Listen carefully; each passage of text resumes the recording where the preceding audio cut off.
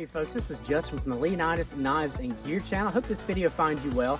And I will be talking about two folding saws here today in this video. Now the full review will be on, and I'll get this out, this is the Silky Pocketboy. These are made in Japan. And if anyone's curious, the pouch that I'm carrying this in, this is one that I actually made for my Etsy store, Leonidas Custom Gear.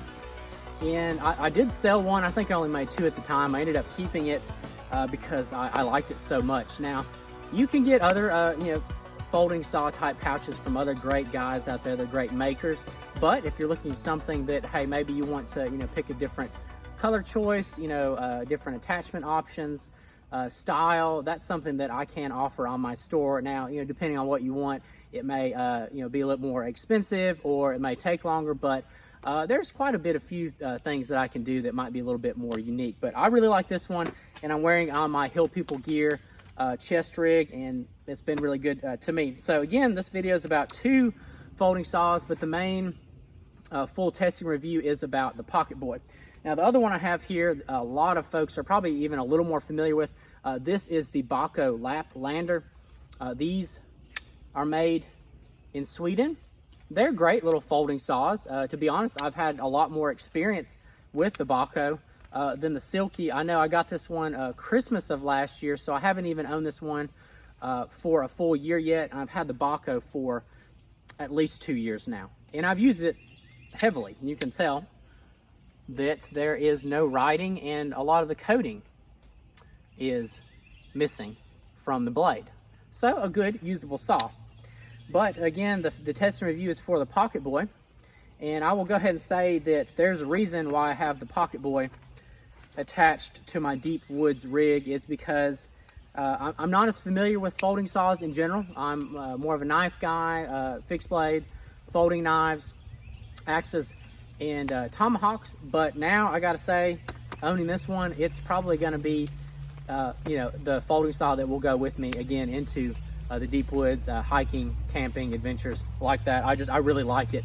It's just a great weight and a great compact size. And as for the review, I'm not going to go deeply into any of the specifications.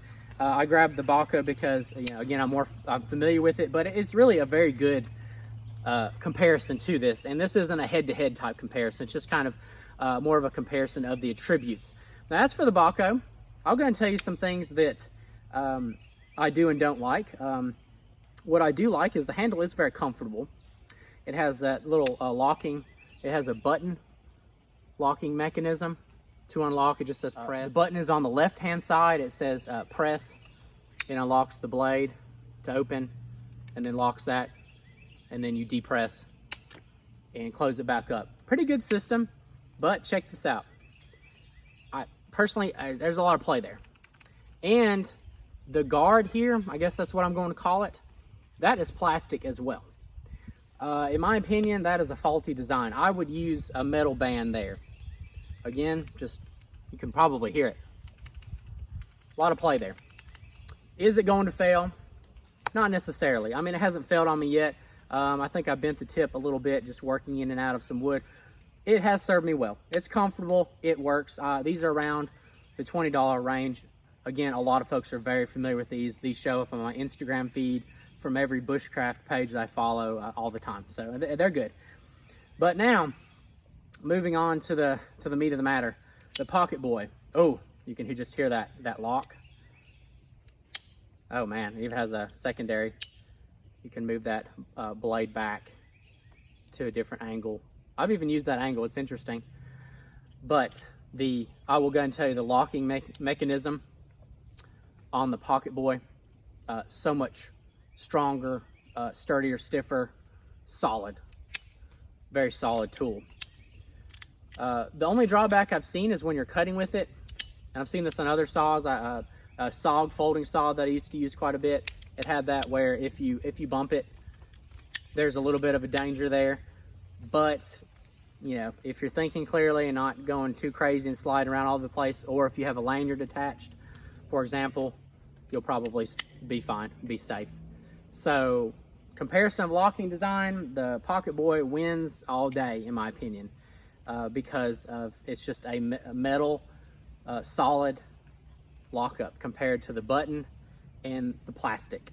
So just not doing it for me. And the Pocketboy is a little bit more price wise. I think this is like more of the $30 or $40 range. But to me, just to have that lockup, I would pay the extra money. And I think the handle is a little more comfortable on the Pocketboy. It's a little bit more rubberized and it gives just a little bit more. The Bahco is more of like a plastic feeling. It has grip. They both have good grip, but the Pocketboy feels it's a little bit more flexible, and you can kind of just get a more seated grip, as I would say. That's my thoughts on that. So overall, I mean, a little bit more comfortable, stronger lock system on there. They both look good. I think the Pocketboy looks a little bit better to me, a little more attractive. But again, for the extra money, I personally think it is worth it. They're very, very similar in size. I didn't measure them out, but to me that looks like almost the exact length. Blade. The handle on the Bahco is a little bit longer. I didn't find like that I had to have it that way. I think it helps some. I could get more of a two-handed grip, but I didn't necessarily need a two-handed grip on that. And I could get on the Pocketboy, I can still do that, or get 1.5 hand. Just my thoughts on that. But yeah, they're both good saws, but there's a reason why the Pocketboy costs a little bit more. And it's possible the Japanese steel might be a little bit better.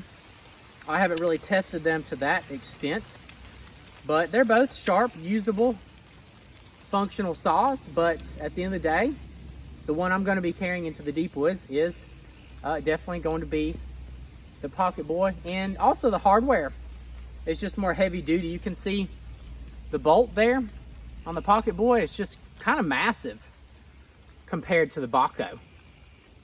It's just a much smaller hardware. So really just about everything on this Pocketboy is more robust, other than, you know, there's a little bit of a difference.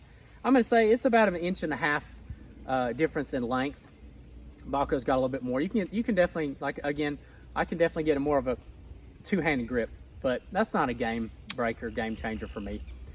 This is going to be the one I'll be carrying. So, but they're both, yeah, they're both good saws. So, like a lot of things out there, if you spend a little bit more, you might get a little bit better product.